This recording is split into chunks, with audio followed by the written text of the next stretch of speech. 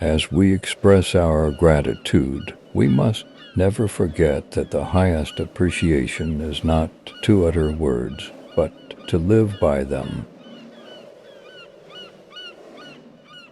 Victory has 100 fathers, and defeat is an orphan. We choose to go to the moon in this decade and do the other things, not because they are easy, but because they are hard. Too often we hold fast to the cliques of our forebears. We subject all facts to a prefabricated set of interpretations. We enjoy the comfort of opinion without the discomfort of thought. If a free society cannot help the many who are poor, it cannot save the few who are rich. Leadership and learning are indispensable to each other. Do not pray for easy lives. Pray to be stronger men. One person can make a difference, and everyone should try. A man may die, nations may rise and fall, but an idea lives on. Ideas have endurance without death. If we cannot end now our differences, at least we can help make the world safe for diversity. Change is the law of life, and those who look only to the past or the present are certain to miss the future. Liberty without learning is always in peril. A learning without liberty is always in vain. Let us never negotiate out of fear, but let us never fear to negotiate. Mankind must put an end to war, or war will put an end to mankind. The time to repair the roof is when the sun is shining. We cannot negotiate with people who say what's mine is mine and what's yours is negotiable. Let us not seek the Republican answer or the Democratic answer, but the right answer. Let us not seek to fix the blame for the past. Let us accept our own responsibility for the future. Without debate, without criticism, no administration and no country can succeed, and no republic can survive. Peace is a daily, a weekly, a monthly process, gradually changing opinions, slowly eroding old barriers, quietly building new structures. And however undramatic the pursuit of peace, that pursuit must go on. If not us, who? If not now, when? A man does what he must in spite of personal consequences, in spite of obstacles and dangers and pressures, and that is the basis of all human morality. I am an idealist without illusions. Those who dare to fail miserably can achieve greatly.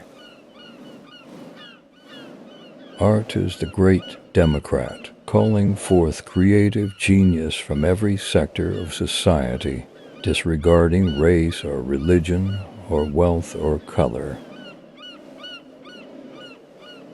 The ignorance of one voter in a democracy impairs the security of all. For in the final analysis, our most basic common link is that we all inhabit this small planet. We all breathe the same air. We all cherish our children's futures, and we are all mortal. We need men who can dream of things that never were. the rising tide lifts all the boats. Those who foolishly sought power by riding the back of the tiger ended up inside. A child miseducated is a child lost. All this will not be finished in the first 100 days, nor will it be finished in the first 1,000 days, nor even perhaps in our lifetime on this planet. But let us begin. We must never forget that art is not a form of propaganda. It is a form of truth. We are tied to the ocean, and when we go back to the sea, whether it is to sail or to watch, we are going back from whence we came. I look forward to a future in which our country will match its military strength with our moral restraint, its wealth with our wisdom, its power with our purpose. The supreme reality of our time is the vulnerability of our planet. A boy spends his time finding a girl to sleep with. A real man spends his time looking for the one worth waking up to. There is, in addition to a courage with which men die, a courage by which men must live. The one unchangeable certainty is that nothing is certain or unchangeable.